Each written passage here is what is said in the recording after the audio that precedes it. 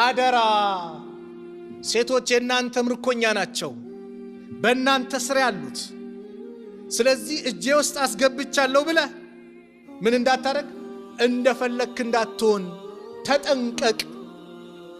ተጠንቀቅ አሉ ነብዩ ሰለላሁ ዐለይሂ ወሰለም ለነሱ ጉዳይ ሊከራከርላቸው የሚችለው ማን ነው አላህ ነው የአላህ አማና ናቸው ወንዱም ሐቅ አለበት ሴቷ ምን አለባት ሐቅ አለባት ነብዩ ሰለላሁ ዐለይሂ ወሰለም የወንድንም ያለባቸውን ሐቅ ተናግሯል ወለኩም አለይሂን እናንተም በእነሱ ላይ ሐቅ አላችሁ አሉ ነብዩ ሰለላሁ ዐለይሂ ወሰለም አላ يعطينا فروشكم احدا تكرهونه የምትጠሉትን ሰው ቤታችሁ ላይ አስገቡ ማለት እናንተ የምትጠሉት ወንዴ ከለ የሚባል ሰው እንዳይገባብኝ ካለ ሴት ልትጠነቀቅ ይገባል ለምንድን ነው ያሉት ነብዩ ሰለላሁ ዐለይሂ ወሰለም ትዳሩ ስኬታማ እንዲሆን ነው ያማረ እንዲሆን ነው ያ ሰው እየጠላው ባል እየጠላ ሌላ ሰው የሚገባ ከሆነ በሷ በኩል ዘመን ሊሆን ይችላል እንዳይገባብኝ ካለ ትዳሩን ያናገዋል ጥርጣሬ ይመጣል ሸይጣን ይገባል ዛሬ ትዳር ታዲያ ስኬታማ ማይሆኑ ለምንድን ነው ከተባለ ከነብዩ አለይሂ ሰላቱ ወሰላም አስተምሮ ስለወጣ ነው ሌላ አይደለም ሴቷም ያለባትን ሐቅ ትዘነጋለች ወንዱም ያለበትን ሐቅ ይዘነጋል እኔ እንደውም አንድ ሐዲስ ላይ የአላህ መልእክተኛ ነብዩ ሰለላሁ ዐለይሂ ወሰለም ስለ ሴት ስለ ወንድ በተለይ በትዳር ጉዳይ ላይ ሲያነሱ የሚገርም ነገሮችን የአላህ መልእክተኛ ነብዩ ሰለላሁ ዐለይሂ ወሰለም የሚጠቅሱት አንደኛ ሙሉ ለሙሉ እንዳይጠላት لا يفرق مؤمن مؤمنة عند مؤمن وانت مؤمنين ሴት እንዳይጠላት إن كره منها خلقا رضي منها آخر የሆነ የሚጠላባት እንት ቢኖር ሌላ ደግሞ ተወዳጅ ባህሪ ይኖራታል ሰው ሙሉ አይደለም የሆነ ነገር ሁሉም ልትደሰትበት አትችልም የሚወደድም አለ ስለዚህ ሙሉ ለሙሉ እንዳትጠላት እሷ ላይ ያለውን ሐቅ ሲናገሩ የአላህ መልእክተኛ ነብዩ ሰለላሁ ዐለይሂ ወሰለም ባል ላይ በሚስቱ ላይ ያለበት ሐቅን ሲናገሩ የበላህ ጊዜ ልታበላት ነው ከምትበላው ከምትለብሰው ልታለብሳት አለ ወላ ተضرب الوجه ፊቷን እንዳትመታ አያችሁ ፊት የተከበረ ነው ለአላህ ሱጁድ የሚደረግበት ፊቷን እንዳትመታ ወላ تقبح እንደዚሁም በመጥፎ ስድብም እንዳትሰድባት ወላ تحجر الا في البيت ቤት ውስጥ ካልሆነ ደግሞ እንዳታኮርፋት አሉ የአላህ መልእክተኛ ነብዩ ሰለላሁ ዐለይሂ ወሰለም ቤት ውስጥ ካልሆነ እንዳታኮርፋት እኔ እቺ ነገር በጣም ታጅበኛለች ከቤት ውጭ ባለቤትን ካኮረፍክ ምናልባት ካንተም ከስበኩል ሌላ ምን ይኖራል መንገዱ የሚመቸው ጠላት ይኖራል የሁለታችሁ ግንኙነት ያላማረው ለማጋጨት ለማጣላት መንገድ የሆነ ሰው ይኖራል ቤት ላይ ከሆነ ግን ሚስጥራችሁን ማንንም ያውቅ ከቤት ውጭ እንዳታኮርፋት አሉ ነብዩ ሰለላሁ ዐለይሂ ወሰለም ከተኮራረፋችሁ ቤት ይሁን ቤት ላይ ያሳጥሩት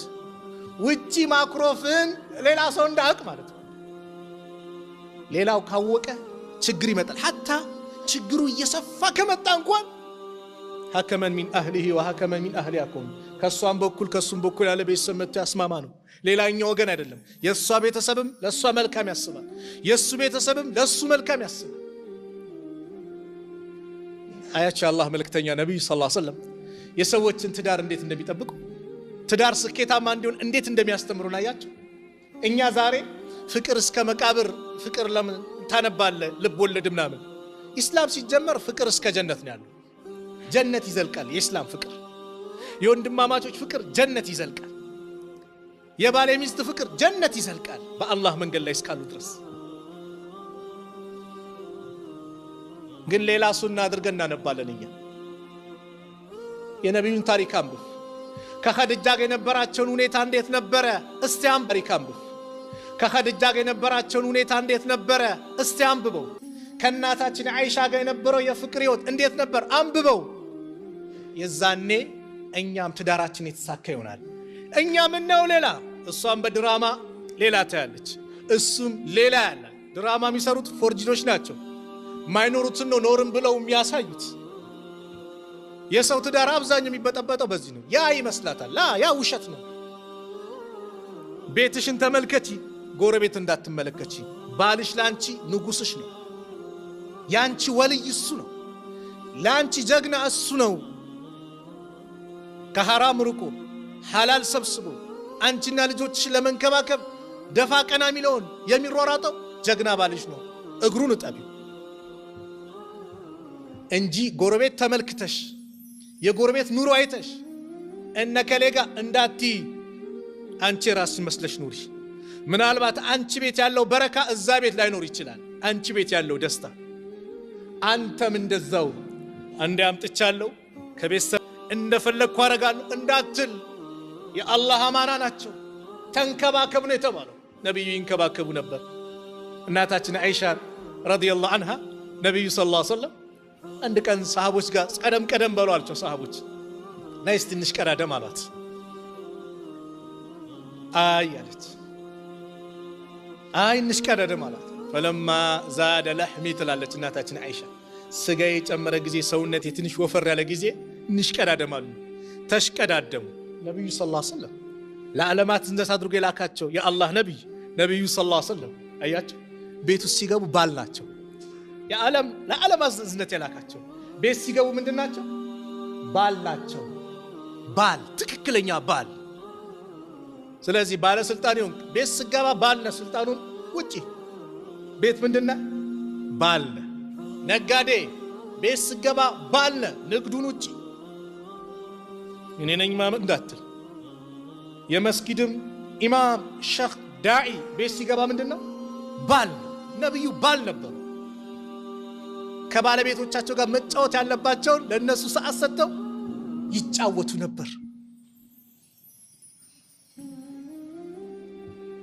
ከዛ ተሽቀዳደሙ ከነብዩ ሰለላሁ ዐለይሂ ወሰለም ጋር። ረሱል ቀደሙ።